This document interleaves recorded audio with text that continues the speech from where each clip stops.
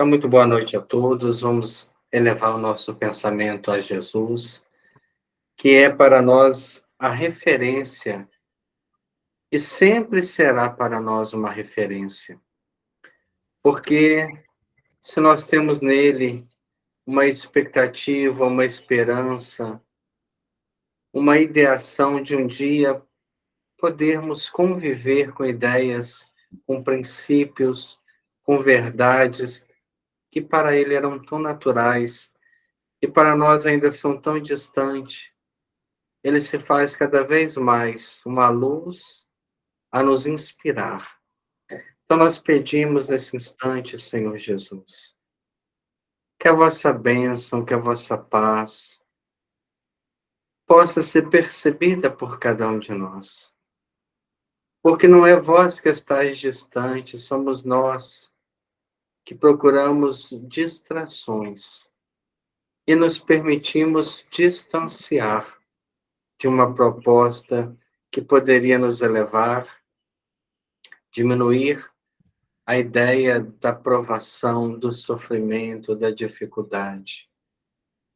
Tudo aquilo que vem até nós pela providência divina é um presente ao nosso e um convite ao nosso aprimoramento espiritual. Permita, Senhor Jesus, que possamos compreender sempre olhando a nossa vida com os olhos do Espírito. Permaneça conosco, Senhor, hoje, agora e sempre. Que assim seja, graças a Deus.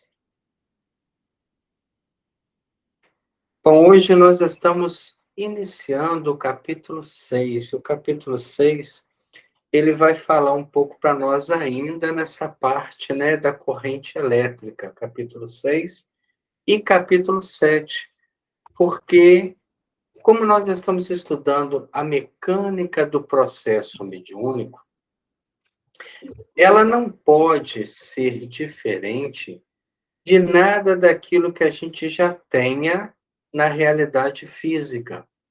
Porque quando nós estudamos, por exemplo, o livro dos médiuns, no capítulo 2, ele é intitulado Do Maravilhoso e do Sobrenatural. E ali naquele estudo, naquela proposta de Allan Kardec, nós vamos ver que não há nada que seja maravilhoso, nada que seja, né, de forma encantadora, ou que tenha um princípio desconhecido, e não há nada que seja sobrenatural, fora das leis naturais. Então, a comunicação mediúnica, por mais que ela pareça, ou que esteja um tanto quanto ainda presa a um conceito de maravilhoso, de algo, né, diferenciado, igual a gente tinha até um tempo atrás, quando se falava da aparição de espíritos, é algo sobrenatural. Não é sobrenatural, é algo natural, que está dentro das leis da natureza. Mas nós não tínhamos, até então, como mensurar a ação desses espíritos. Nós não tínhamos o conhecimento, antes de Allan Kardec, da ação dos espíritos sobre a natureza. Então, dava-se como divindades ou demônios, dava como ação de espíritos encantados, de pessoas que tinham poderes sobrenaturais. E se elas afirmassem que tinham esses dons, eram presas, eram torturadas, né? Muitos foram queimados vivos, porque apenas cediam o ectoplasma para a manifestação de espíritos. O desconhecimento do processo mediúnico levou a uma série de escândalos comportamentais. A época de Jesus era diferente porque a mediunidade ela foi endeusada. Então, por ela estar muito voltada para a cura, cura de doenças, recuperação de leprosos, né? Trazer cegos à luz do dia, então eles eram endeusados, mas eram dados como feiticeiros. E muitos pagaram preço por isso. Nós temos na literatura antiga alguns personagens interessantes no campo da mediunidade, contemporâneos de Jesus. Por exemplo, nós temos no livro Paulo e Estevão a passagem de um médium chamado Ágabo.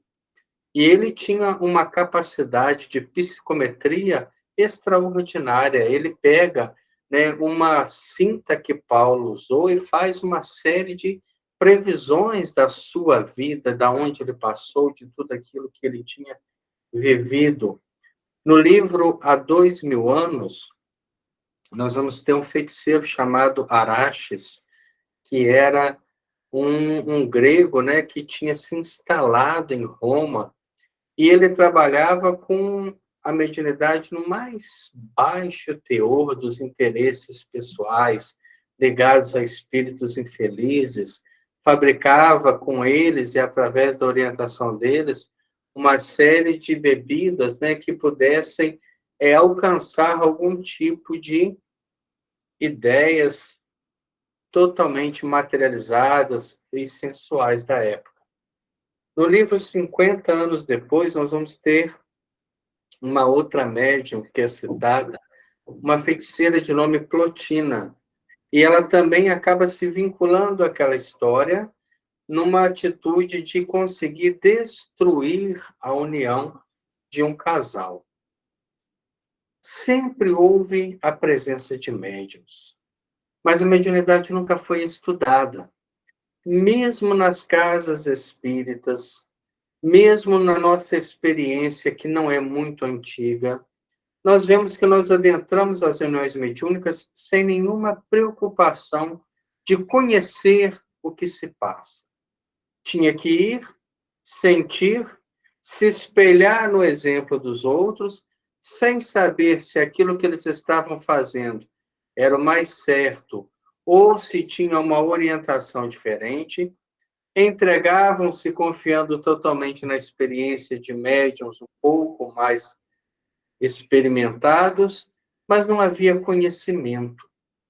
Então, quando André Luiz traz esse livro, né, essa proposta, ele queria trazer uma explicação de como se processa o fenômeno mediúnico dentro daquilo que se dá da comunicação dos espíritos.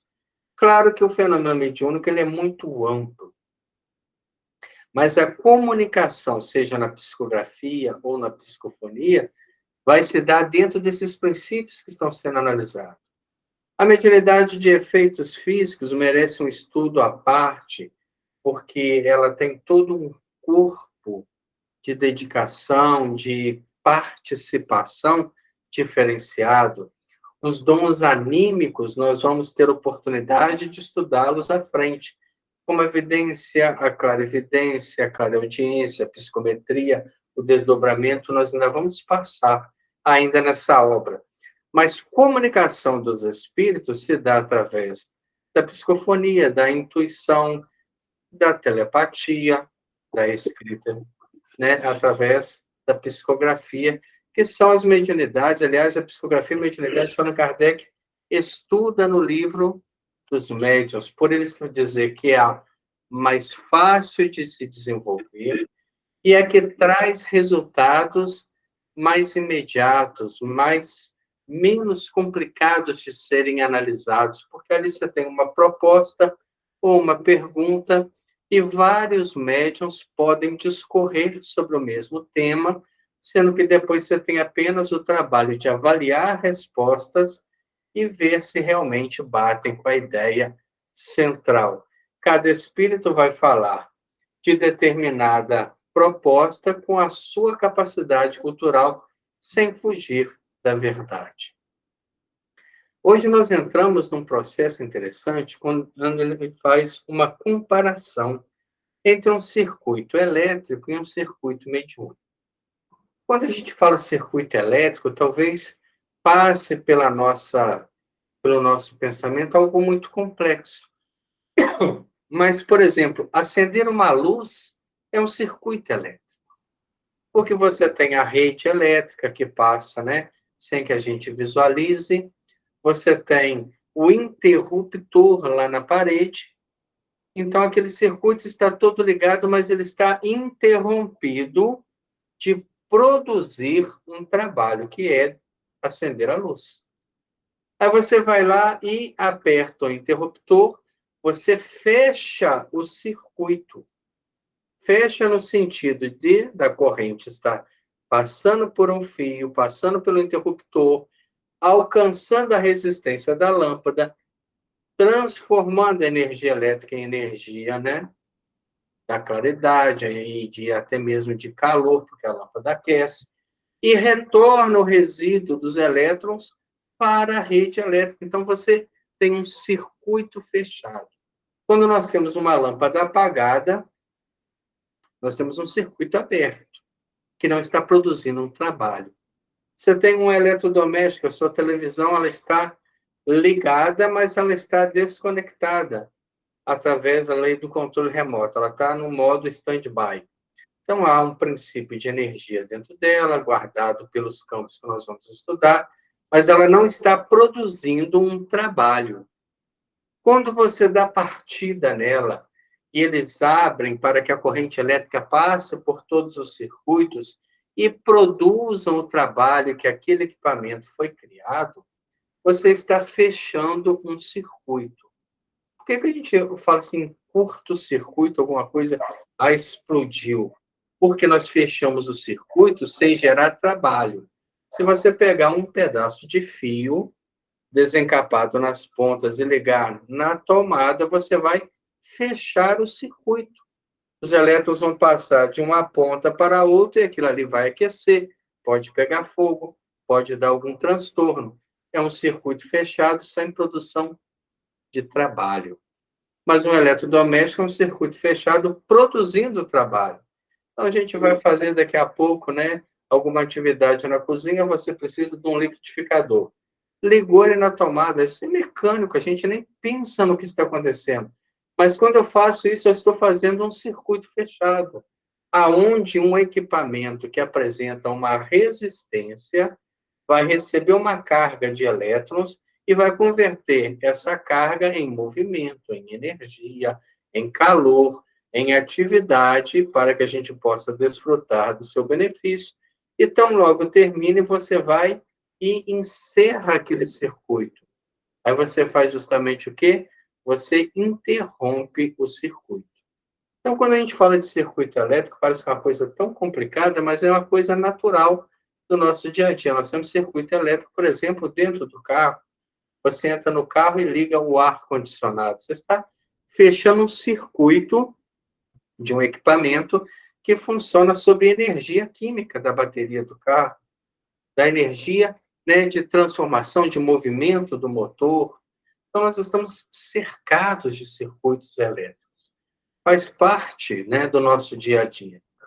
Mas, se eles se apresentam de forma tão natural no nosso dia a dia, esse mesmo circuito, ele se desdobra na apresentação espiritual. Lembrando que tudo que nós temos neste mundo virtual, material que vivemos, é uma cópia grotesca da realidade espiritual.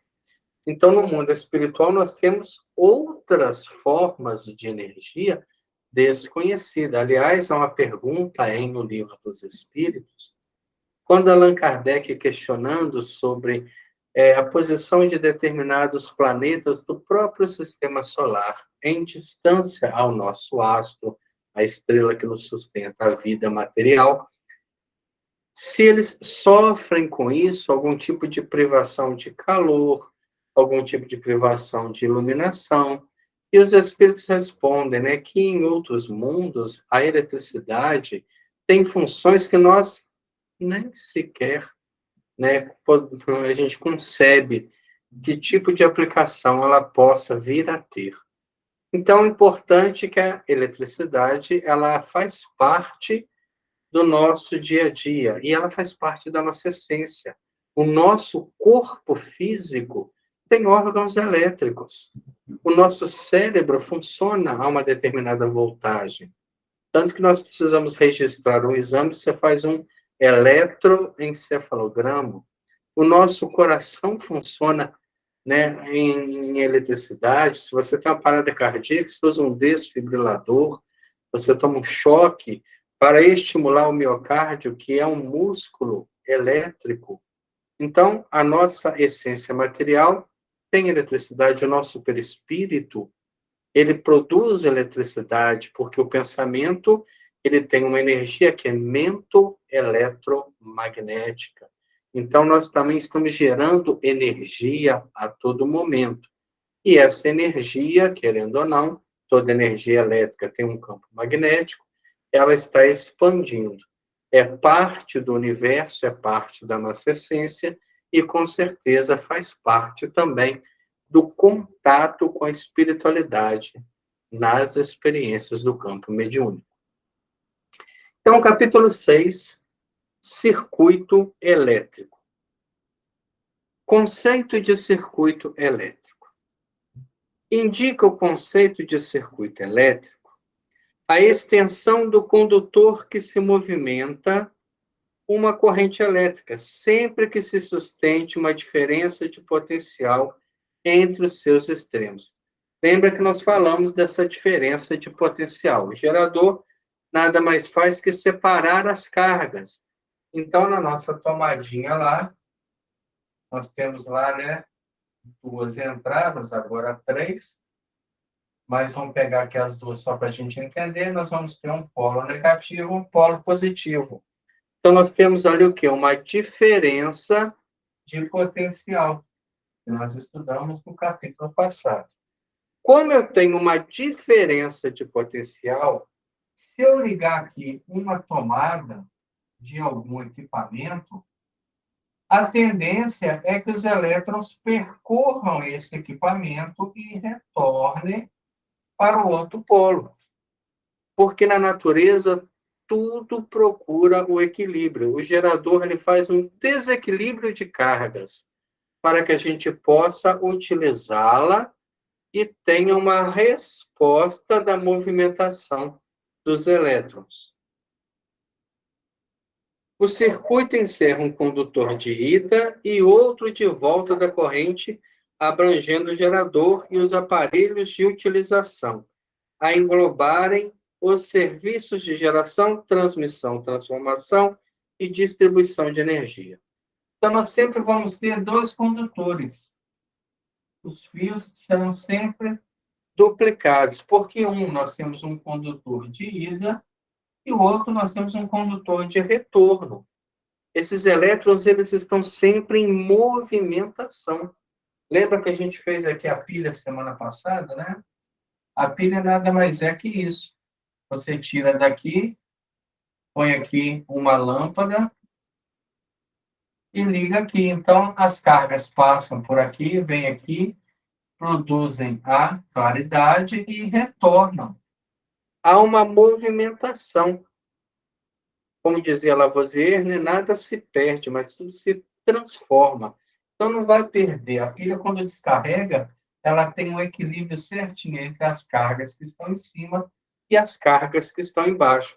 Ela deixa de ser um gerador, porque ela já não consegue mais separar, manter essas cargas separadas.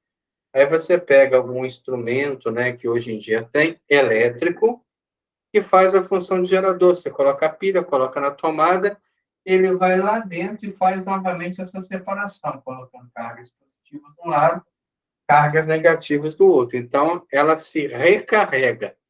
Na verdade, ela separa as cargas para ter mais um espaço aí de vida útil. Para a execução de semelhantes atividades, as máquinas respectivas guardam consigo recursos especiais em circuitos elementares, quais seja de geração e manobra, proteção e medida. Então, cada elemento que a gente usa, cada eletrodoméstico que a gente usa, ele tem que ter uma equipagem para receber os elétrons e trabalhar de forma a gerar um sinal, a transformar aquela carga em uma vida útil, a proteger o próprio sistema das oscilações que podem vir da corrente elétrica, das funções, né, que geram perturbações na parte magnética. Conceito de circuito mediúnico. Então, até agora, nós vimos o conceito do circuito elétrico.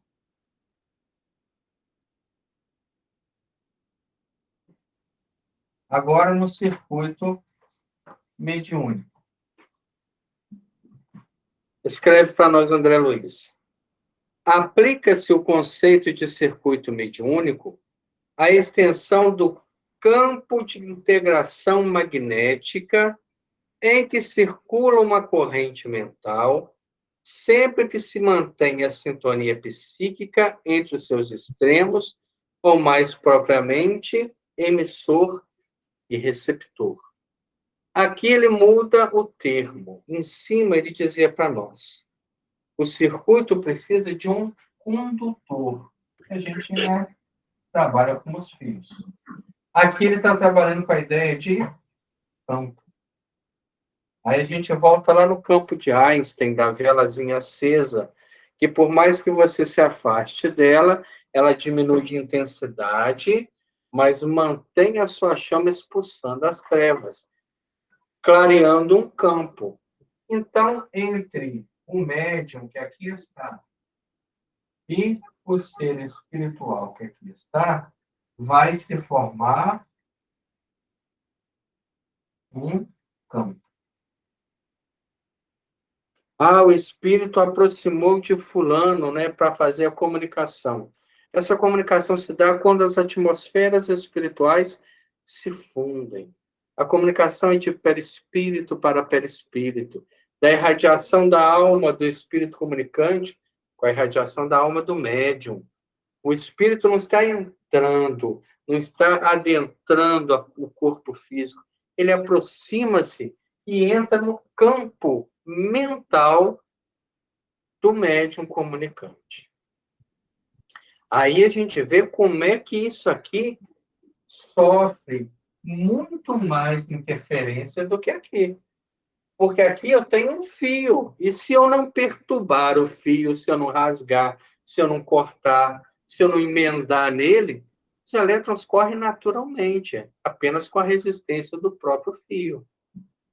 Que nesse caso geralmente usa-se um metal como o cobre, que é muito baixa.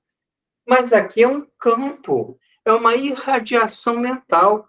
Então, qualquer pensamento daqueles que estão presentes no trabalho mediúnico interfere no campo. Cria resistências, interferências, dificuldades. E aí a comunicação, que poderia ser muito mais fácil, se torna às vezes difícil. O médium não consegue buscar a ideia do espírito. A gente vê a nossa responsabilidade também, que começa a ficar maior a partir do momento que se conhece o processo. O circuito mediúnico, dessa maneira, expressa-se por uma vontade, olha que interessante isso aqui, apelo, e por uma vontade, resposta. Aos dois condutores aqui, ó. Eles estão na vontade. O espírito comunicante, ele chega necessitando da comunicação. Então, ele emite uma vontade, mesmo contra a sua própria vontade aparente, a sua própria vontade imediata. Ele chega naquela necessidade. Então, essa vontade de apelo pode partir do médium, que concentrado e sente a presença dos espíritos chegando até ele, ele se entrega e tenta manter o pensamento ali, como na oração de Francisco de Assis: Senhor, fazei de mim um instrumento da vossa paz. Silencia-se completamente para que o espírito possa se comunicar. Então eu tenho que silenciar minha mente? Eu preciso. Eu não posso ficar raciocinando sobre tudo aquilo que está vindo, tentando equacionar os problemas do espírito. Eu preciso, naquele momento, ser um interlocutor, ser um instrumento que vai trazer do campo mental que está me sendo sugerido a proposta do sentimento, da emoção, da dor, da alegria, da orientação que o espírito traz para a própria reunião. Respectivamente, no trajeto de ida e volta, definindo o comando da entidade comunicante e a concordância do médium. Então, a entidade comunicante, ela comanda, ela faz o apelo, mas o médium, ele emite uma resposta. Ele aceita aquele apelo e não fica duvidando. Ah, será que é meu? Será que isso que está passando? Ah, mas é muito sutil. É claro que é sutil, porque é um campo mental. Ah, mas e as comunicações que eram, né, totalmente inconscientes? Isso são questões, né, de natureza da própria faculdade, que para alguns médiuns poderem trabalhar, precisava apagar o consciente deles. Eram médiuns com tanta carga, com uma mediunidade de provação tão grande, que não tinham opção. Mas nós somos médiuns que vamos trabalhar dentro do conhecimento da causa, dentro do conhecimento do processo. E quanto mais eu conhecer, menos interferência. Nós passamos a ser uma resistência menor. Imaginemos se aqui num fio de cobre que tem baixíssima resistência, os elétrons correm naturalmente, se você substituir esse fio e colocar, por exemplo, no retorno dele aqui, um instrumento que seja totalmente sem passagem de elétrons, uma madeira, um isopor, algo parecido. Não vai ter nenhum tipo de resultado. Há apenas uma vontade, um apelo, mas não há resposta. Aqui, da mesma forma, se o médium não tiver conhecimento, se ele não tiver segurança, se ele não estiver bem amparado, se nós não tivermos um grupo sério, essa vontade de apelo e essa vontade de resposta passa por todas as interferências possíveis. E aí a gente nunca vai ter um trabalho mais depurado. Vai ter um trabalho mistificado, ou até mesmo anímico. Porquanto exprime a conjugação natural ou provocada nos domínios da inteligência, totalizando serviços de associação, assimilação, transformação e transmissão da energia mental. Olha, o que a gente faz, então, no processo mediúnico? Primeira coisa, assimilação. Esse é o primeiro ponto. O médium assimila a proposta, o apelo que está sendo enviado até ele. Segundo ponto, ele vai transformar essa assimilação numa ideia. Porque ele está recebendo uma energia. A gente fala, mas isso é impossível. Impossível por quê? Se a telepatia funciona dessa forma. Isso não quer dizer que nós vamos trabalhar para desenvolver apenas comunicação com os espíritos desencarnados, porque a comunicação dos encarnados já caminha para isso. Futuramente, nós não vamos usar mais as cordas vocais para falar. Nós vamos falar através do pensamento. Não vamos precisar mais de telefone celular. Nós vamos conectar com as pessoas mentalmente. E o princípio é justamente esse. Nós vamos fazer uma transmissão, mais um pezinho aqui, que é a transmissão da energia mental. Então, esse é o circuito mediúnico. É dessa forma que a entidade chega, aproxima-se do médium, leva até ele, sob a sua vontade ou imposição dos espíritos que ali estão, a sua necessidade de comunicar. O médium aceita essa proposta e começa a assimilar a corrente mental, transformá-la naquilo que o espírito vive, sente, pensa e transmite essa energia para que o doutrinador, para que alguém na sala possa fazer uma indução através do médium, alcançando a entidade espiritual.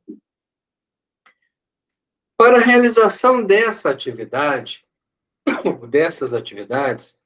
o emissor e o receptor guardam consigo possibilidades particulares no recurso do cérebro, em cuja intimidade se processam circuitos elementares do campo nervoso, atendendo a trabalhos espontâneos do espírito, seja na ideação, seleção, autocrítica e expressão. Então, no nosso campo nervoso, nós temos toda uma estrutura para este tipo de comunicação. Aí nós vemos que aqui nós temos médiums que têm por compromisso, médiums, como ele usa o termo, estuantes, mediunidades de trabalho. Aí você vai falar assim, mas eu não tenho a mediunidade de trabalho, eu não recebo mediunicamente, mas a intuição processa no mesmo campo. A diferença da intuição para o fenômeno de psicofonia está no grau de intensidade que se dá da assimilação da corrente mental. Na inspiração, na intuição, essa corrente mental é um pouco mais vaga. Tanto que você pode estar andando na rua e estar inspirado. Você pode estar em casa fazendo alguma atividade e sentir uma inspiração, ou conversar mentalmente, como a gente fala, né? Eu estou conversando comigo mesmo. Nesse momento, nós estamos assimilando pensamentos e trocando propostas. Já no trabalho mediúnico, quando você faz essa assimilação, essa energia que você recebe traz consigo sensações físicas. E isso mostra um comprometimento maior daquele ser que consegue perceber, porque ele tem a capacidade de filtrar também as emoções do espírito. E aí tende a caminhar para uma comunicação de ordem mediúnica. No livro Nos Domínios da Mediunidade, há um capítulo que trata de uma médium, que com certeza é um pseudônimo, fala de uma médium chamada Ambrosina. Não existe essa médium, nem aquele trabalho, a não ser com Chico Xavier. E ali eles fizeram uma alusão à mediunidade do Chico Xavier, usando um pseudônimo, para que não ficasse evidenciado quem era o personagem da história. Naquele capítulo, quando a gente volta lá, né, e olha, nós vamos ver que a médium citada ali, ela tinha uma estrutura espiritual sobre a cabeça. Ninguém via. Vai passar a mão que não sente nada. A estrutura era espiritual, é como se fosse um equipamento que tinha sido instalado, como se fosse um capacete com uma antena, instalado para que ela tivesse uma conexão muito mais profunda com o mentor espiritual. Alguns médiuns que fazem psicografia, e essas psicografias são feitas em público, precisam de uma proteção muito grande para que a sua captação de campo mental não fique atormentada com cada um que chega ali, que é uma carta de um parente, de um filho, de um conhecido, de um vizinho, de tudo aquilo que está à sua volta, né? E ele está buscando algum tipo de consolo. Esses pensamentos funcionam de forma a prejudicar a estrutura do médium que está psicografando. Ele está assimilando uma corrente mental, imagina todas essas outras correntes. Então, há toda uma proteção para que a corrente que ele receba não receba a influência dos outros. No trabalho de materialização, é um trabalho muito mais sério, porque mexe diretamente com a saúde física do médium. É um trabalho belíssimo, Não tem, assim, como a gente classificar de outra forma. Mas é um trabalho que o pensamento de alguma pessoa, a claridade que se deixar entrar no ambiente, dissipa aquele ectoplasma aqui, emana do corpo físico do médium e precisa retornar ao corpo físico do médium, filtrado pela espiritualidade, para que não leve nenhum tipo de sequela física. Então, os pensamentos desconexos podem gerar algum tipo de prejuízo. Aí a gente fala, graças a Deus a gente não trabalha assim. Na nossa reunião mediúnica, nós trabalhamos com ectoplasma. Não na condição visível. Não é uma reunião de materialização. É uma reunião de comunicação de espíritos. Mas, nesse momento, os médiuns em concentração também emitem ectoplasma. Eles estão no estado intenssenciado, que Allan Kardec bem trabalhou. Esse ectoplasma que a gente fala assim, fulano é um ótimo doador de frutos. Que fruto que é esse? É um ectoplasma que você está orando, que você está... Então, a espiritualidade retira aquela energia anímica para fazer algum tipo de curativo espiritual, para despertar, para reequilibrar, para fazer cirurgias. Mas o pensamento de todos que estão ali influenciam nessa energia, que depois ela é redistribuída. Então, a gente pode ir para uma reunião mediúnica e sair de lá péssimo. Eu vou, mas eu saio sentindo mal, um vazio. Por quê? Porque o sentimento daqueles que frequentam o trabalho não é um sentimento digno de quem poderia realmente estar ali. São pessoas egoístas, são pessoas orgulhosas que querem trabalho para a sua família, que têm interesse pessoal, que não sabe que o trabalho mediúnico ele é planejado pela espiritualidade. Nós somos aqueles que se candidatam a aproveitar parte dessa grande oportunidade. Então, diante disso, se eu não posso contribuir, que eu não atrapalhe totalmente. Eu fique em oração profunda, em recolhimento, que eu não fique tentando identificar qual espírito que chegou, qual que é, de onde que veio, qual que é o nome, se tem ligação, se tem parente. Isso não importa. Importa é a dignidade mental, sentimental que ali estou. Eu estou num ambiente onde eu não tenho preferência por ninguém. Porque qualquer sentimento que eu estou emanando ali naquele trabalho, eu estou contribuindo para o sucesso ou para o insucesso do trabalho mediúnico. Mais um tópicozinho aí para nós. Circuito aberto e circuito fechado. A corrente em sentido convencional no circuito elétrico é expedida do polo positivo do gerador, circula nos aparelhos de utilização e volta ao gerador alcançando-lhe o polo negativo, do qual passa por intermédio de campo interno do gerador ao polo positivo, prosseguindo seu curso. Então, aqui ele está falando em sentido convencional. Nós temos o positivo lá na tomada, os elétrons vêm, passam pelo fio, passa pelo eletrodoméstico, volta pelo negativo, volta pelo fio negativo da tomada, retorna lá no gerador inicial, passa pelos campos internos ao polo positivo, é impulsionado novamente, vem pela corrente elétrica, e é um circuito, é um caminho ininterrupto. Entretanto, para que a corrente se mantenha, é imprescindível que o interruptor de manobra se demore ligado, ou mais claramente, que o circuito esteja fechado, uma vez que o regime de circuito aberto, a corrente não circula. É a mesma coisa que você quer acender a luz sem ligar o interruptor. Não tem como. Se alguém está fazendo isso daí, aí sim tem que ser estudado.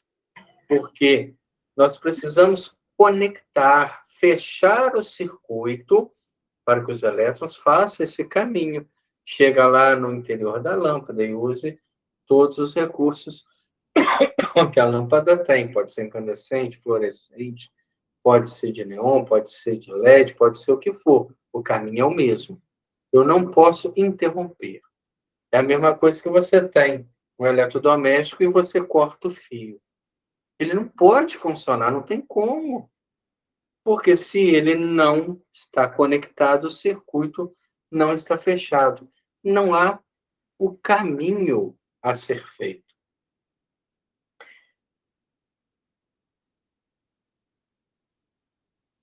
A corrente mental no circuito mediúnico, agora ele faz a transferência da informação. Equilibra-se igualmente entre a entidade comunicante e o médium. Mas para que se alimente o fluxo de energia em circulação, é indispensável que o pensamento constante de aceitação ou adesão do médium se mostre em equilíbrio, ou mais extremamente é preciso que o circuito mediúnico permaneça fechado, porque em regime de circuito aberto ou desatenção, a corrente de associação mental não se articula. Então, o que ele está falando para nós aqui, né? Vamos abrir aqui um pouquinho para a gente tentar entender. Da mesma forma que a gente precisa do interruptor estar ligado para ter um efeito, o pensamento do médium tem que estar conectado ao pensamento do espírito no campo. A vontade apelo, a vontade resposta. Essa vontade resposta, ela não pode fraquejar. O médium tem que ter segurança. Está sentindo alguma coisa? Então ele dá passividade. A passividade é uma resposta. Ela não é uma estagnação. Ele tem que caminhar, ele tem que dar abertura, ele tem que narrar aquilo que ele está assimilando, que é a transformação da assimilação em energia mental. Aí o médium tem medo. Ah, eu estou sentindo. Ah, eu não sei o que que é. Ah, eu tiro isso de mim. Não está pronto. Não é uma pessoa em condições para estar no trabalho mediúnico. É uma pessoa que precisa estudar, se esclarecer, para entender esse processo. Um médium que tem dúvida demais. Ah, e agora? Eu faço ou não faço? Faz. E se tiver errado, aceita a crítica para corrigir. Porque se eu, na dúvida, nem faço, eu nunca vou saber se eu estou certo ou errado. Na dúvida, faz, mas aceita a crítica do grupo, da direção da casa, dos orientadores espirituais e corrige, às vezes, o que está movendo você a fazer errado. É um sentimento de valorização, a necessidade de se apresentar como um elemento diferenciado, como solucionador de problemas. Tudo isso está envolvido no processo mediúnico. Quantas mediunidades se perdem porque o médium acha que ele tem que ser o salvador da pátria. E, na verdade, o trabalho que ele traz é uma oportunidade, é um trabalho humilde, de crescimento. Ele precisa de esclarecimento para ser útil. Todas as ferramentas são úteis na vida, cada uma tem uma função. Se uma tem uma função espetacular, sem a outra, talvez ela não chegue ali. Então, dentro de um trabalho mediúnico, cada pessoa tem que ter uma função. Se eu vou para o trabalho mediúnico, eu não trabalho como médium, eu não trabalho como doutrinador, eu não trabalho como passista, eu já estou no lugar errado, eu não sei o que eu estou fazendo ali. Tem médium que vai para dormir. Vai dormir em casa, gente, pelo amor de Deus. Ali é lugar muito sério, eu tenho que estar ativo, eu sou uma ferramenta do grupo. E a partir do momento que eu sou uma ferramenta, a ferramenta só está afiada se ela estiver trabalhando. Como é que eu vou estar trabalhando? Eu não posso ter medo, eu tenho que ter confiança e informação. Por isso o estudo é importante. Por isso, conhecer o processo evita que a gente venha cometer erros antigos. Nós temos o direito de cometer erros novos, mas repetir experiência. Ah, mas eu sempre trabalhei desse jeito. Ah, mas essa casa trabalha dessa forma. Ah, mas os médiuns me ensinaram. que você estudou? Qual o seu papel com a própria mediunidade? Você tem o dever de se instruir, de estudar em grupo, fazer cursos na área da mediunidade, antes de abraçar um fenômeno despreocupado. A espiritualidade age lá na hora, eu nem sei como é que funciona, a coisa flui, totalmente irresponsável. Nós precisamos manter o circuito fechado. E qualquer insegurança, qualquer dificuldade, qualquer medo pode abrir o circuito e perder a assimilação da corrente mental.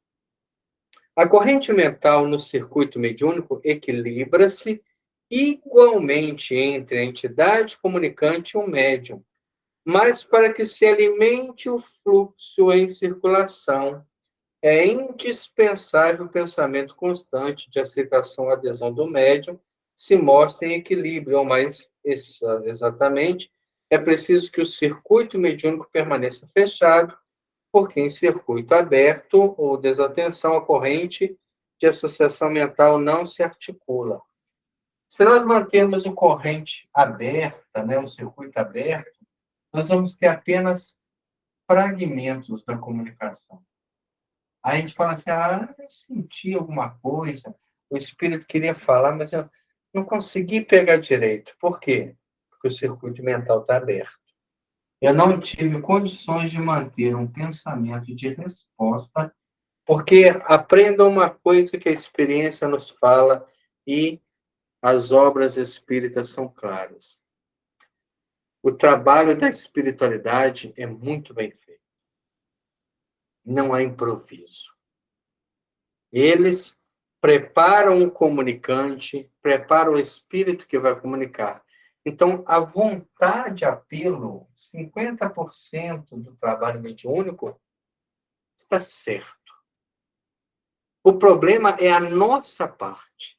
E aí a nossa parte pode dar errada em diversos fatores. Um fator, falta de preparo.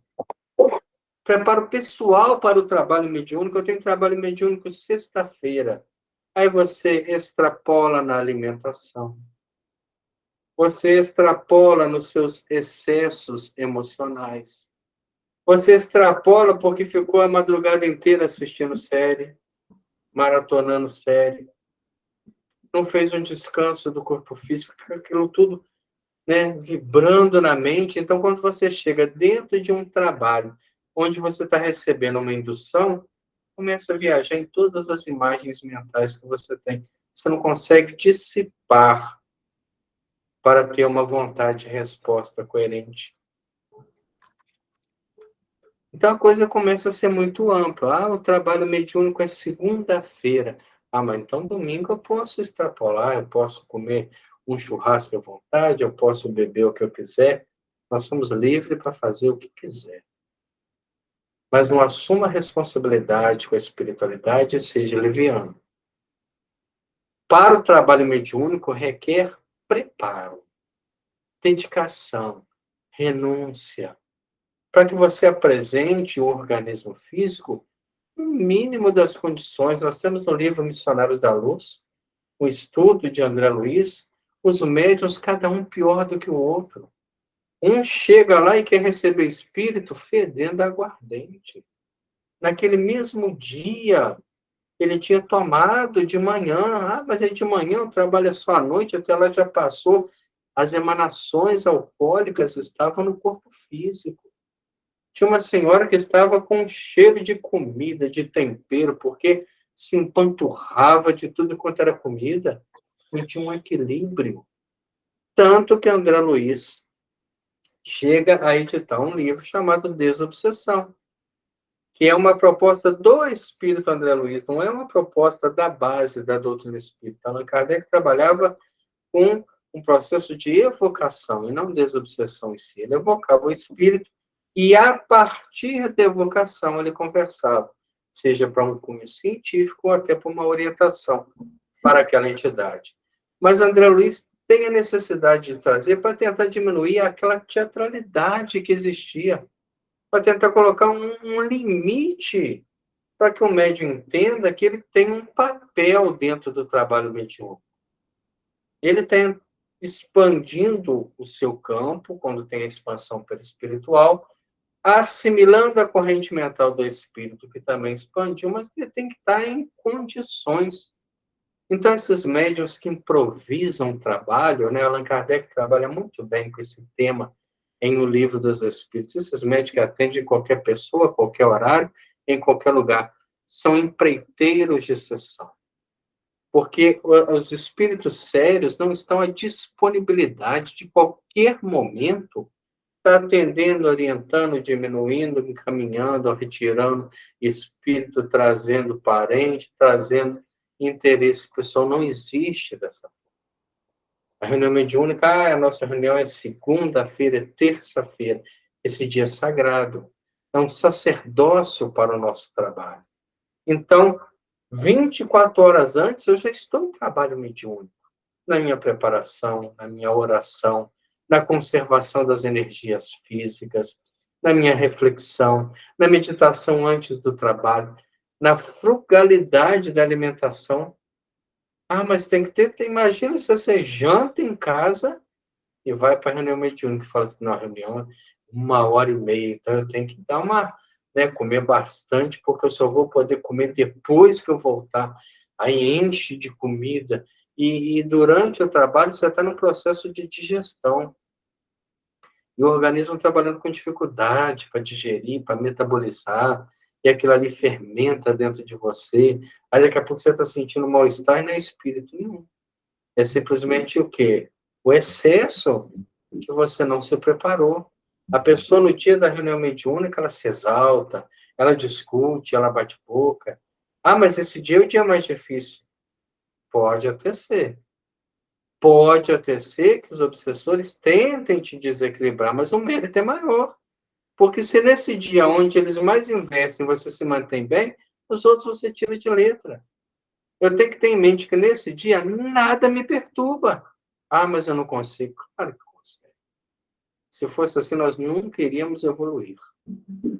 Se a gente for atribuir ao mal a predominância sobre o bem, então nós estamos perdendo tempo de estar aqui estudando. Nós vamos nos manter calmos. Ah, mas eu perdi a paciência uma hora, não tem problema. Eu paro, eu oro, eu me recoloco no caminho, e é um exercício para que na hora do trabalho nada disso me perturbe. Eu possa ter uma resposta melhor. Eu possa estar mais apto a perceber essa energia mental que está me envolvendo. Então, é importante um capítulo como esse, que faz uma analogia de algo tão simples, tão corriqueiro no nosso dia a dia, mas com algo muito profundo que se faz e se desdobra dentro do campo da espiritualidade. Ninguém vai trabalhar mediunicamente sem passar por esses processos. Eu posso até trabalhar desconhecendo, né? Tateando no escuro. Mas fazer o trabalho mediúnico com conhecimento, com orientação, dentro de um grupo seguro, de um grupo compromissado com o estudo e com o crescimento espiritual, com certeza nós vamos tirar um proveito muito maior.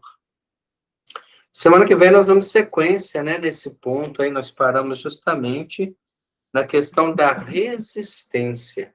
E aí a gente vai fazer algumas comparações, igual hoje, para que a gente possa entender bem esse capítulo, saber da importância dele, e do próximo, que é uma sequência desse mesmo estudo. Nós vamos agradecer a Deus nesse final de estudo, nesses momentos que a gente está encerrando a nossa reflexão. E sempre que a gente faz isso, a gente lembra, né, do Lar Cristão Paulo de Tarso. Porque quando a gente pensa no lar cristão, o que a gente está fazendo? Nós estamos criando um campo mental que abraça a instituição. E nesse momento nós doamos energia e recebemos energia. Nesse momento que nós pedimos a espiritualidade para estar presente, agindo, nós também estamos conectando com o campo mental dos espíritos superiores. E criamos um campo muito maior, aonde a energia do bem circula. e nós também tiramos benefícios dessa energia.